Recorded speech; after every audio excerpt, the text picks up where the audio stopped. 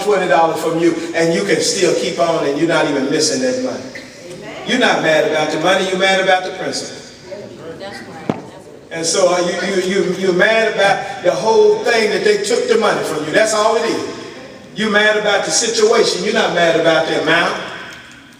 And let me tell you this, just a side note. Most members of Liberty Hill, you've heard this before. Never give nothing to somebody that you're going to be mad about. I don't loan nobody an amount of money that I'm going to be mad about. I loan you what I can afford in my means. And that way, if I loan it to you as if I'm giving it to you, that way I don't have to be mad at you. See, I'm not going to give you my rent money. I'm going to give you my rent money. My kids need my rent money. They got to live. See, when you do that, that's on you. Don't be upset because you gave somebody something more than you should have. Because let's be honest, sometimes you didn't give it to them because of the goodness of your heart. You gave it to them trying to be a superhero. And you need to stop being a superhero. Your cousin and them is always looking at you for some money. Say that. What happens when you lose your job? Then you don't hear from cousin nobody. Ray ain't called you in a month. But when you got something, here they come. Got the nerve to come to your house with one can of beer. Ain't even bought you none. And so stop trying to save people. Because only God does that. Look at verse 31. It says, do to others as you would have them do to you. Think of yourself. This is the one time I'm going to tell you to be selfish and think of yourself. Because when you get ready to do something to somebody else, think about you first.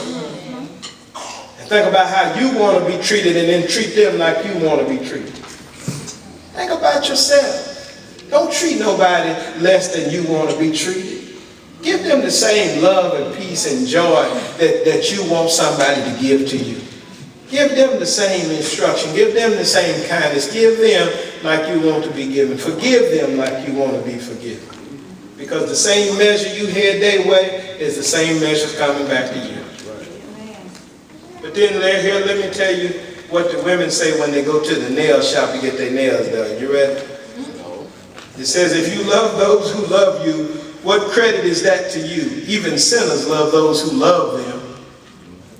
And if you do good to those who are good to you, what credit is that to you? Even sinners do that. Now I'm going to tell you what women say when they go to the nail shop. I want something different. You got to be different. You don't want to be like everybody else. He says, even sinners do that. Do good for people to do good for them. But if you really want to be somebody different, if you really want to be that extraordinary Christian, Sister Saunders, if you really want to be the one that sticks out, and you don't want to do like everybody else, the rest of the world, eye for an eye, tooth for a tooth. But if you want to be different, then you got to learn how to love those who hate you. Yes. You got to learn how to do good for your enemies. You got to learn how to be a diffuser. You got to learn how to pray for them. You got to learn how to move beyond what they took from you. You got to learn how to forgive. You got to learn how to love. You got to learn how to do the opposite of what you want to do. Yeah, maybe you want to put your hands on them. And yeah, maybe you want to trap them. And yeah, maybe you want to get them fired. And yeah, maybe you want to take some notes and send them to the bosses. Yeah, you got some issues and problems. Son-in-law done got on your nerves and you want to tell your daughter all of the things that's wrong with him. And you got all these sisters and brothers that's got problems and you want to solve all those problems because you don't like their spouse or whatever. Whoever your enemy is, let it go. Stop taking notes, stop taking journals, stop telling God how bad they are. The Lord already knows how bad they are.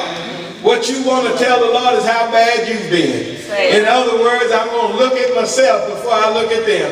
And I'm going to recognize that the same mess that's in them, only by the grace and the glory of God, there go I. In other words, what I'm saying is all of us got a little hate in us, and all of us, as Dr. Cornel West would say, all of us got a little funk and a little stank in us. And so don't get so high and Almighty that you think that you are without fault yourself.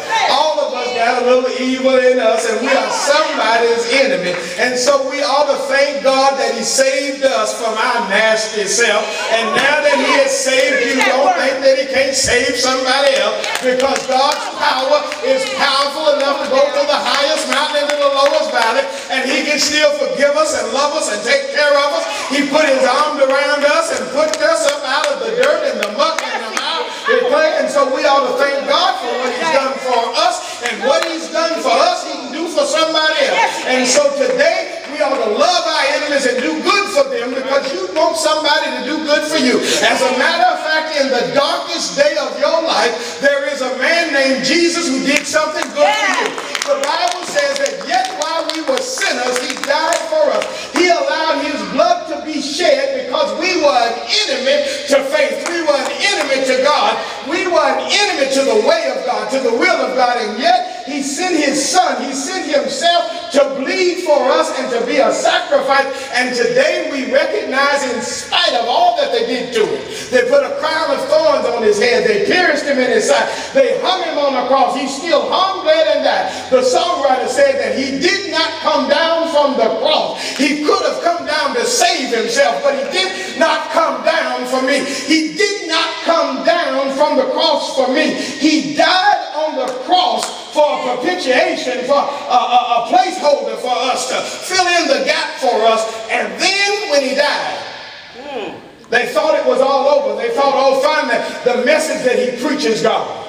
And so there's some this morning who might say, preacher, I don't care how much you say about love. I don't care how much you say about my enemies. This is a frivolous sermon, because there's nothing that you can do to make enemies better. But I'll tell you, he died and they put him in the tomb.